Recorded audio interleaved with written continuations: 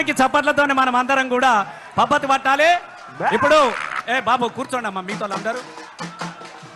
ఇప్పుడు మన అందరికీ ఒక క్రేజీ మన తెలంగాణ బిడ్డ. పువ్వులతోనే కూడా కొడుతున్నావు పువ్వులు.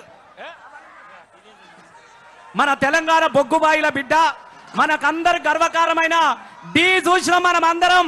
మన తెలంగాణ బిడ్డ జాన్లిని ఇప్పుడు మన ముందుకు వచ్చినది.